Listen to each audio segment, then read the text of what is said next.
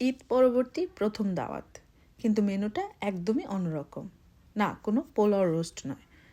আজ রাজত্ব করছে ঘরোয়া স্বাদের বিকালের নাস্তা।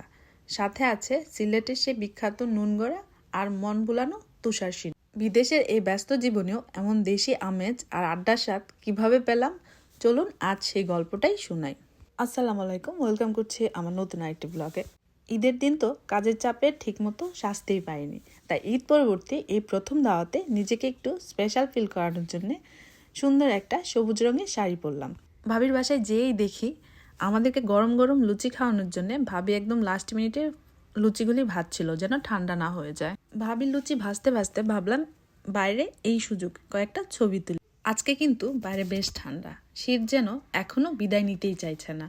কিন্তু যেহেতু আজকে ঈদের পর প্রথম দাওয়াত, সুন্দর করে এই শীতের মধ্যে কষ্ট করে শাড়ি পরে রেডি হয়েছি, তাই ভাবলাম এই সুযোগটা মিস করা যাবে না। ঠান্ডা যতই থাকুক, ছবি আমাকে তুলতেই হবে।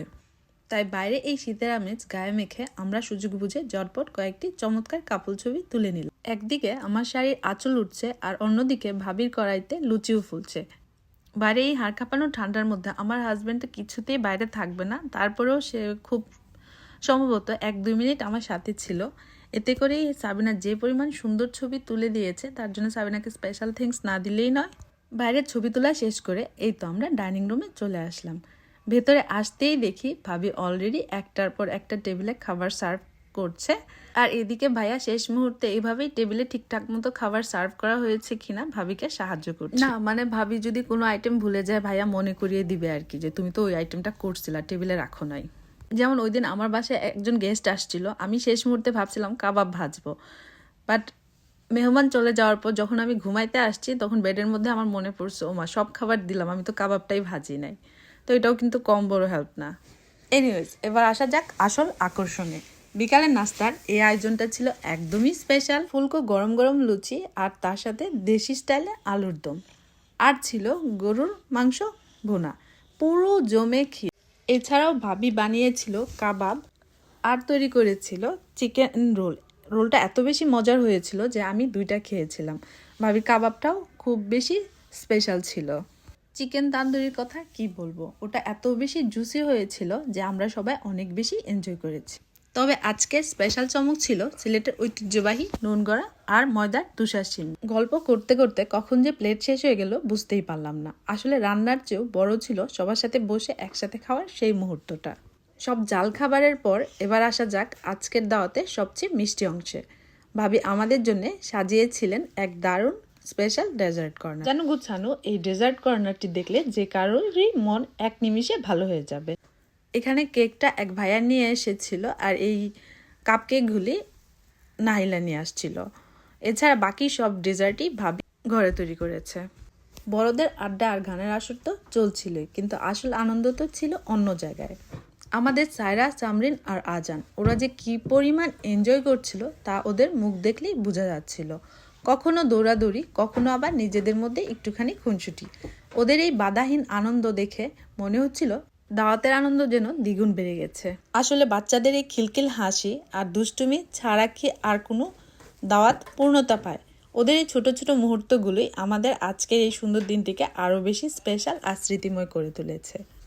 আমার এই মেয়ে যেখানেই যায় সেখানেই আমার সাথে আটার মতো লেগে থাকে, তার জন্য ওরা দুষ্টুমি করে চুম্বক বলেও ডাকছিল, কারণ সে কারো কাছেই যাবে না, আমার সাথে চুম্বকের মতো লেগে থাকবে।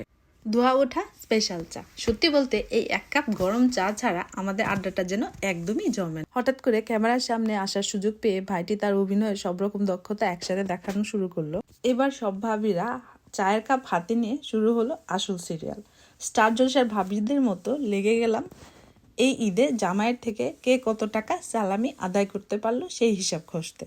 কার জামাই বউকে ভালোবেসে পকেট উজাড় করে সালামি দিল, আর কারটা বেশি কিপটেমি করে সম্মান ডুবালো, সেই কথা নিয়ে আমরা হাসাহাসি করছিলাম।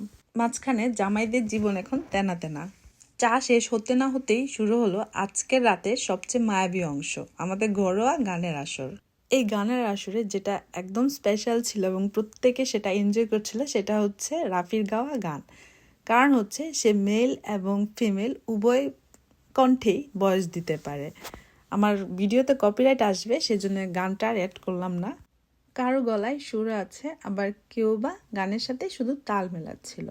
তবে যা বুঝলাম এই গ্রুপের প্রত্যেকেই খুব ভালো গান গায়। গল্প, গানে আর আড্ডায় সময়টা যে কিভাবে এত দ্রুত কেটে গেল বুঝতেই পারলাম না। এবার সবার বাড়ি ফেরার পালা। আমার আজকের এই ব্লগটি আমি এখানেই শেষ করছি। এত সুন্দর একটা সন্ধ্যা উপহার দেওয়ার জন্য ভাইয়া এবং ভাবিকে অসংখ্য ধন্যবাদ। আরেকটা কথা না বললেই নয়, আমার এই সুন্দর শাড়িটি আমার শাশুড়ি মা আরও বছর 2 আগে আমাকে গিফট করেছিলেন। তো শাড়িতে আমাকে কেমন লাগছে অবশ্যই কমেন্ট করে জানাতে কিন্তু ভুলবেন না। ধন্যবাদ।